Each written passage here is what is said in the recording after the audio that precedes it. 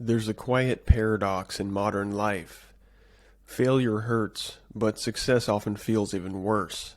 Not always, and not for everyone, but often enough that it deserves to be examined seriously. Failure has a strange psychological advantage. It has clarity in terms of its narrative. When you fail, something went wrong. There's feedback and there's friction. You re-examine your methods, refine your strategy, and retool your approach. Even when it's painful, at least failure gives you a story you can work with, and it turns experience into information. Psychologically, this aligns with what learning science has shown for decades. That is, error-based feedback is one of the most effective drivers of long-term improvement. Iterative failure, that is, small experiments, adjustments, and refinements, lead to durable growth over time, even when progress is incremental, and even when it's only 1% better day by day or week by week. You're still going to see tremendous progress long term. In that sense, failure is often a micro success. It preserves your agency and you remain a character in your own life, still orienting and still adjusting course for the better. Modern success, on the other hand, often lacks that clarity. We didn't remove suffering from modern society, instead we removed meaning. Success today frequently follows a prescribed pipeline. Do well in school, earn your credentials, enter the workforce, accumulate some income, promotions, some certifications and status until you become a valuable unit inside a larger system. And the question eventually becomes unavoidable here. Do you actually believe in the pipeline now that you're inside it? Because being sold a lie can feel worse than failing outright. At least failure feels like forward motion after readjustment. But modern success often does not, especially once you reach the so-called pinnacle. At that point, feedback stops. There's no clear signal telling you what to fix, what to question, or what direction to move in next. You were told this was self-actualization, yet it can feel more like constriction than freedom, as if you're still on the wage slavery train. This directly contradicts how success is framed in classic psychology. Under Maslow's hierarchy of needs, self-actualization sits at the very top, not as status, but as alignment, becoming what one is capable of becoming, and destined to become.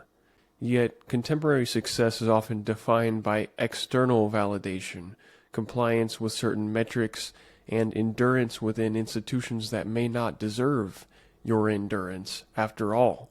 And here's where systems matter.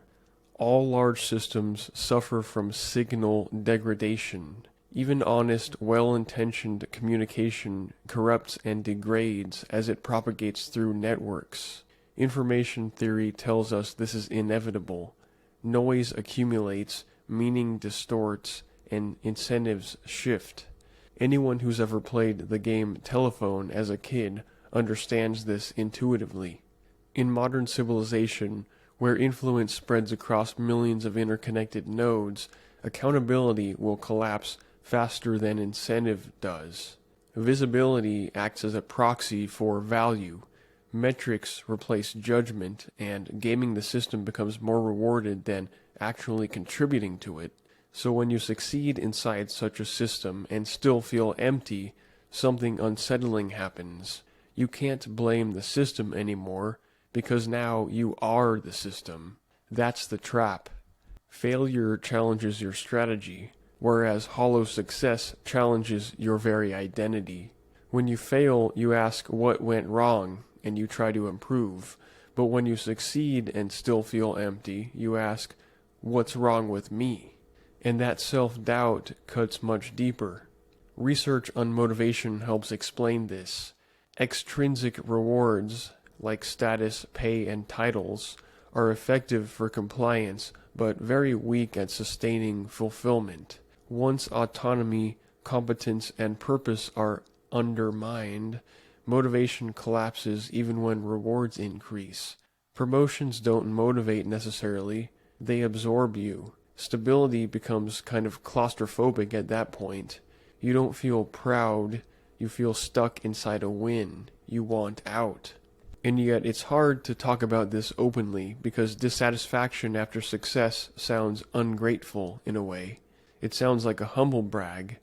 So instead of questioning the map, people numb themselves, turn to distractions, and double down, optimizing harder inside the same framework that hollowed them out in the first place. That's why this isn't a crisis of abundance.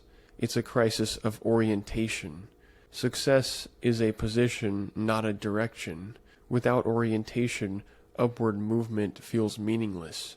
You climb faster only to discover the ladder isn't attached to anything solid. Feeling worse after success isn't a moral failure, it's a signal.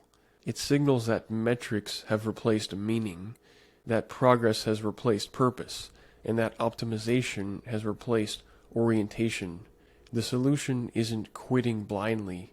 Quitting without direction only recreates the same problem in a different form. And the solution isn't chasing failure for its own sake either.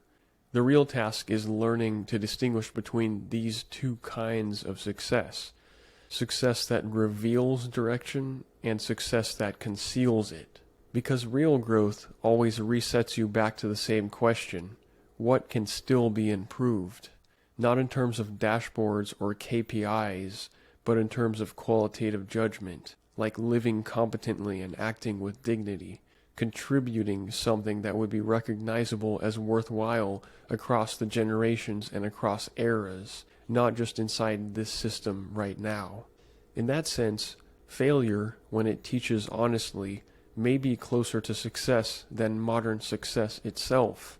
Failure speaks plainly, and modern success often lies politely to us, and it's that quiet dishonesty that makes it so unsettling. This has been Lumen et Ratio, Light and Reason. If you want more examinations of uncomfortable truths and diagnoses of modern civilization, join me as we continue to dissect the systems shaping our lives, and how to live meaningfully within them, or if necessary, even beyond them.